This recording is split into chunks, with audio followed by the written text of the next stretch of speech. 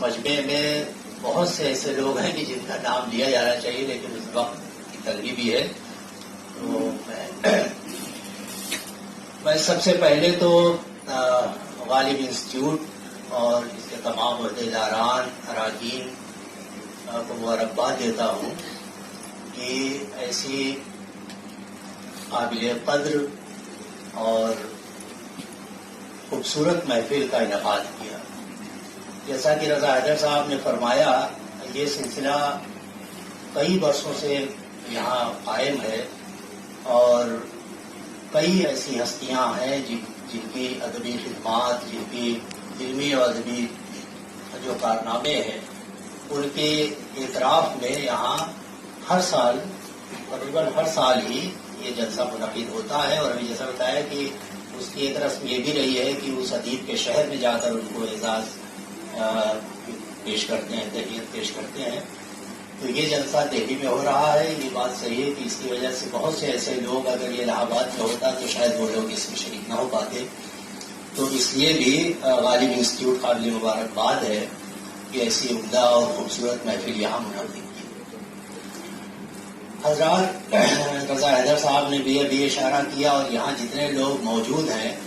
میں سمجھتا ہوں کہ مجھ سے زیادہ بہتر طور پر وہ اس بات کو جانتے ہیں، سمجھتے ہیں اور محسوس کرتے ہیں کہ یہ محفل فاروقی صاحب کے اعزاز میں، ان کی تربیت میں یہاں جو برپا ہے، مجھ جیسے کمیل کا گفتگو کرنا یہ بالکل ایسا ہے کہ جیسے سورج کو چراغ دکھانا، یا بالکل یعنی ناممکنات میں۔ لیکن ظاہر ہے کہ رضا حیدر صاحب کی محبت اور ان کا حکم بھی تھا، اور میں بہرحال اسے اپنے لیے اعزاز سمجھتا ہوں کہ میں چند باتیں یہاں بیان کروں گا، عرض کروں گا۔ اب بات وہی ہے کہ ایسی محفل میں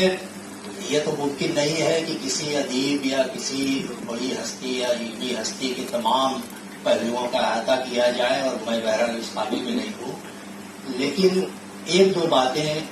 جو میں سمجھتا ہوں، ایک تو یہ کہ اس کا بھی میں اعتراف کروں، اور یہ میں اپنے لیے بہت خوشبختی سمجھتا ہوں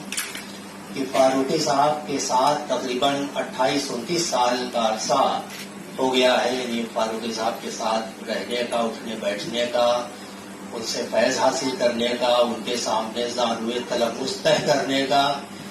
اور بہت کچھ حاصل کرنے کے مواقع مجھے میسر آئے ہیں،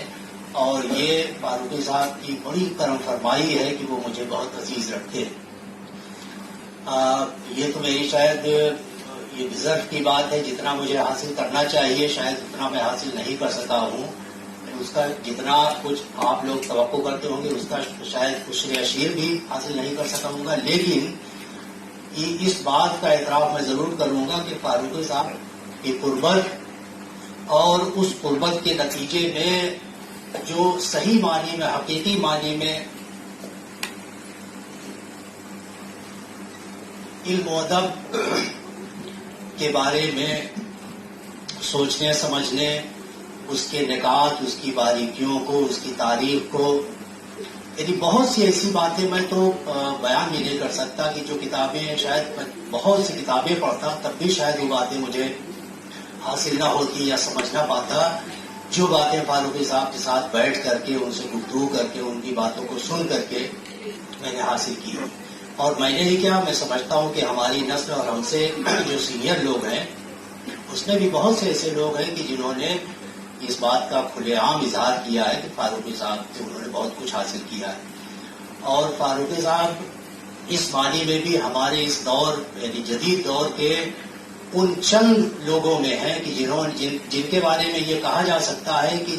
جنہوں نے صحیح معنی میں، حقیقی معنی میں پوری نسل کی تربیت کی، پوری نسل تیار کی ہے، پوری نسل کی آبیاری کی ہے، ان کی علمی تربیت کی ہے۔ ظاہر ہے کہ پورا ہمارے یہاں سلسلہ ہے، پوری ادبی دنیا کا، اردو دنیا کا، ایک سے ایک لوگ ہوئے ہیں، اور ہر شخصیت کی اپنی اپنی اہمیت ہے، ان کے کارنامے ہیں، ان کی خدمات ہیں، لیکن یہ بات بھی اپنی جگہ بالکل درست ہے، اور میں اسے کہنا مناسب سمجھتا ہوں، وجہ سمجھتا ہوں کہ فاروقی صاحب کی شخصیت اب ہوتا یہ ہے کہ دیکھیے کوئی شخص جو ہے وہ بحیثیت شاعر بہت بڑا شاعر، جدید زمانے میں بڑے بڑے شاعر ہمارے یہاں ہوئے ہیں جن پر ہم فخر کرتے ہیں، تو معلوم ہوا کہ شاعری کے میدان میں بھائی انہوں نے غیر معمولی کارنامہ انجام دیا تو ان کی ایک حیثیت بن گئی. اسی طرح سے فکشن کے میدان میں کئی بڑے نام ہیں، تو معلوم ہوا کہ فکشن کے میدان میں ان کی غیر معمولی حیثیت قائم ہو گئی، بن گئی. اسی طرح تنقید کے میدان میں ہم سب جانتے ہیں کہ حال ہی کے بعد سے آپ لے لیجیے 20ویں صدی میں ہی تو بہت سے نام ہیں، یعنی شروع کے لوگوں میں سرور صاحب ہیں، کریم الدین احمد ہیں،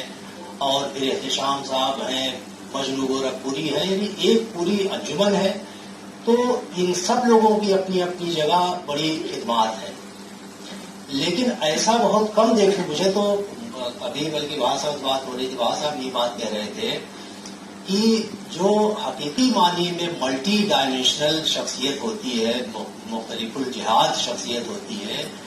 اور اس میں ایک ہی ہوتا ہے کہ بھئی اہم ایک مین ایک خاص جہت ہے، اس میں تو بہت کارنامہ، بہت اہم کارنامہ ہے، لیکن اور جہتوں میں یہ ہے کہ ضمنی طور پر تھوڑا بہت، مثلا احتشام صاحب اتنے بڑے نقاد تھے، انہوں نے شاعری بھی کی، لیکن ظاہر ہے کہ ان کے خود سرور صاحب نے بہت شاعری کی، کئی مجموعے ان کے، لیکن سرور صاحب کی شاعری والی حیثیت جو ہے وہ ظاہر مستحکم اور قائم اس طرح نہیں ہوئی.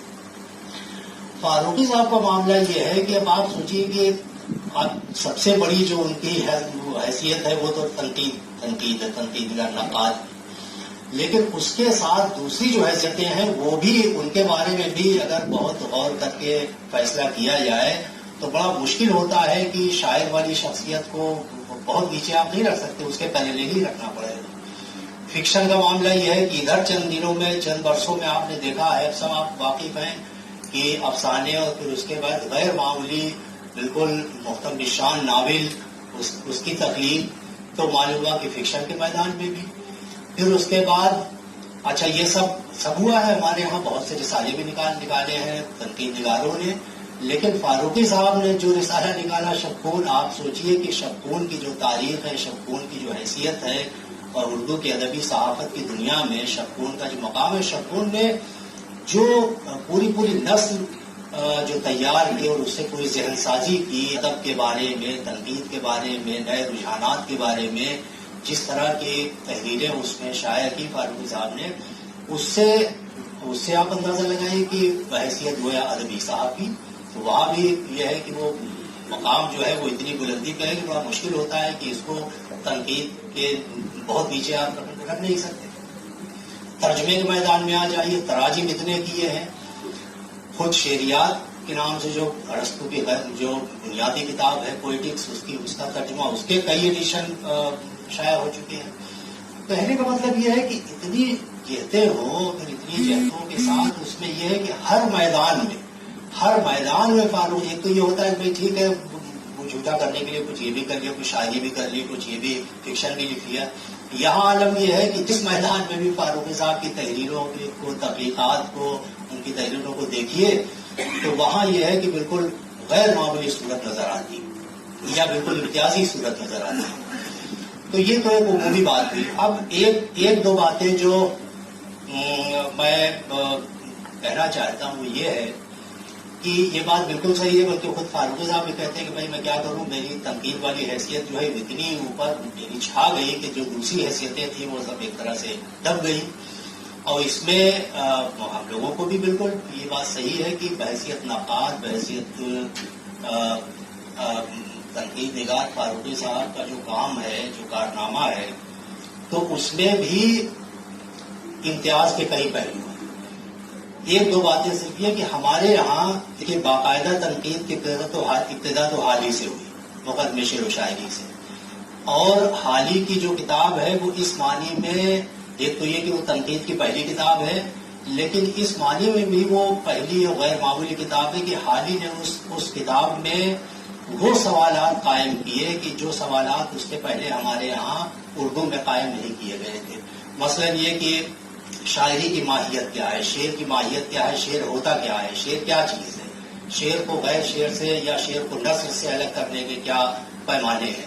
نثر اور شعر میں کیا فرق ہے. حالانکہ بہت تفصیل میں حال ہی نہیں گئے، لیکن بہرحال شاعری کی جو ماہیت ہے اس پر انہوں نے گفتگو کی، اور اسی معنی میں حالی کو ہم پہلا باقاعدہ نقاد بھی اور پہلا باقاعدہ نظریہ ساز نقاد بھی کہتے. اب یہ الگ بات ہے کہ حالی کے نظریات جو ہے وہ ان میں بہت سی ایسی باتیں تھیں کہ جو ادب سے ذرا دور چلی گئی، یا ادب کی ادبیت جو ہے وہ ان نظریوں کی وجہ سے ذرا مجروح ہوئی، وہ الگ بحث. لیکن باقاعدہ نظریاتی تنقید کی ابتدا حالی نے کی، اور ہم یہ دیکھتے ہیں کہ پھر ان سوالوں کو ہمارے یہاں تقریباً 100 سال کا عرصہ، حالانکہ 100 سال اس لیے نہیں کہیں گے کہ فاروقی صاحب کی کتاب جو ہے شعر غیر شعر اور نثر جو ہے وہ 1976 میں آ گئی، تو آپ 75 سال کا عرصہ مان لیجیے. 75 سال کے عرصے میں ان سوالوں پر ہمارے یہاں تنقید بہت لکھی گئی. تنقید کے بہت سے دبستان بھی ہو گئے، اور مارکسی تنقید، ظاہری ترقی پسند بھی رہا، ترقی پسند تنقید، سماجی تنقید، سائنسی، نفسیاتی اور تاثراتی، پورے. لیکن ان سوالوں پر بحث نہیں کی گئی کہ شعر اگر ہے، شاعری اگر ہے، تو شاعری کو نثر سے کیسے الگ کیا جائے. وہ کون سے معیار ہوں، وہ کون سے پیمانے ہوں جن کی بنا پر ہم کہہ سکیں کہ یہ متن جو ہے وہ شعر ہے، یہ متن جو ہے وہ بظاہر تو شعر لگ رہا ہے، وہ شعر ہے نہیں. صحیح معنی میں، حقیقی معنی میں شعر کی تعریف پر پورا نہیں کرتا، تو ہم اس کو کلام موضوع کہہ لیں، کچھ بھی کہہ لیں، لیکن وہ شعر نہیں ہے. اسی طرح سے اگر وہ موضوع متن نہیں ہے تو وہ نثر ہے. تو ان سوالوں کو ہمارے یہاں سب سے پہلے حالی کے بعد، حالی نے ظاہر ہے کہ اسے اشارے کیے تھے مقدمے میں، لیکن ان سوالوں کو ہمارے یہاں سب سے اس کے بعد پہلی بار فاروقی صاحب نے اٹھایا، اور باقاعدہ اس مضمون کا عنوان ہی رکھا، شعر، غیر شعر اور نثر. گویا کوئی متن جو ہے اس کی 3 صورتیں ہو سکتی ہیں، کہ ایک تو یہ ہوگا کہ وہ ناموضوع ہے، لیکن اس میں کوئی وزن نظر نہیں ہے، تو ظاہر کوئی نثر ہے. اور ایک یہ ہے کہ 2 طرح کے متن ہوں گے کہ دونوں بظاہر تو شعر لگیں گے، دونوں میں قافیہ ردیف ہے اور وزن ہے، لیکن ایک کو ہم حقیقی معنی میں شعر کہیں گے، دوسرے کو حقیقی معنی میں شعر نہ کہیں گے. تو اس کے لیے فاروقی صاحب نے وہ لفظ استعمال کیا، غیر شعر. تو اب شعر، غیر شعر اور نثر جو ہے، یہ ظاہر کہ آپ نے سب لوگ واقف ہوں گے، پوری کتاب ہے، لیکن پہلا مضمون اس کا یہ ہے جو تقریباً 70-75 صفحے کا مضمون ہے، اور اس مضمون میں اتنی تفصیل کے ساتھ فاروقی صاحب نے تجزیہ کر کے، اور جتنے بھی ممکنہ پہلو ہو سکتے ہیں سب زیر بحث لا کر کے اور مثالیں دے کر کے، اور پھر یہ باقاعدہ ثابت کیا کہ صاحب یہ چیزیں اگر کسی متن میں ہے، قافیہ ردیف ہے اور موضوع ہے، اور اس میں جدلیاتی الفاظ اور پھر وہ سب چیزیں یہ اگر ہے تو وہ شعر کی تعریف میں آئے گا. اگر یہ چیزیں نہیں ہیں، وہ کلام موضوع ہے. مثال بہت عمدہ دی ہے کہ ہاتھی کو بڑا کیا بڑا ہے، لٹھے کو کھڑا کیا کھڑا ہے. اب اس میں بھی ردیف قافیہ ہے اور باقاعدہ مفعول و فاعل مفعول کے وزن پر ہے، لیکن اس کو ہم حقیقی معنی میں شعر نہیں کہیں گے. تو اس کو کہا ہے کہ یہ غیر شعر کے زمرے میں رکھا جائے. پھر اس کے بعد نثر. اور یہ مضمون اور یہ پوری کتاب تو میری جسے کہتے ہیں کہ جو کتابیں یا جو مضامین جو ہے وہ پوری نثر کی تربیت کرتے ہیں یا روشنی دیتے ہیں، اس طرح کی اس مضمون پر اس زمانے میں، آج سے تو ہم لوگ یہی میں تھے، محمد سالم بہت بڑے لائق آدمی وہاں امریکہ میں رہتے ہیں، انہوں نے پوری کتاب لکھ دی شمس الرحمان فاروقی شعر، غیر شعر اور نثر کے آئینے میں. اور اس میں انہوں نے باقاعدہ اس پہ تنقید کی، اس کا تجزیہ کیا، کہیں اختلاف بھی کیا، اور ان اختلافات کو فاروقی صاحب نے اسی خطہ پیشانی کے ساتھ قبول کیا، بلکہ اس میں خط لکھا، ان کی تعریف کی کہ بھائی تم نے جو ہے جہاں اختلاف کیا ہے یا جہاں اعتراض کیا ہے ذرا اور سختی کرنی چاہیے. یہ ذرا دیکھیے آج کے زمانے میں یہاں یہ ہے کہ اگر کسی کے بارے میں کسی کی بات سے ذرا سا اختلاف کر دیجیے، اعتراض کر دیجیے، تو فوراً وہ جو ہے وہ بے رخی آ جاتی ہے یا وہ دشمنی کو اتر آتے ہیں. یہاں عالم یہ ہے کہ اور ایک دو مثالیں نہیں ہے، شپور میں اکثر ایسا ہوتا رہا ہے کہ فاروقی صاحب کی باتوں سے لوگوں نے اختلاف کیا یا ان کی بات پر اعتراض کیا، تو اعتراض کا جواب جو ہے ہمیشہ فاروقی صاحب نے بہت ہی خوشی کے ساتھ اور حوصلہ افزا انداز میں کہ بھائی یہ جو بات کہی ہے، اور اگر وہ بات صحیح تھی تو اس کو مانا بھی ہے کہ ہاں بھائی یہاں ہم سے تسامح ہوا، آپ نے بالکل صحیح نشاندہی کی. تو تو اس طرح کی چیزیں، تو ایک تو یہ بہت بڑی امتیازی صفت ہے ہمارے زمانے میں، ہمارے یعنی جن کے عہد میں ہم لوگ،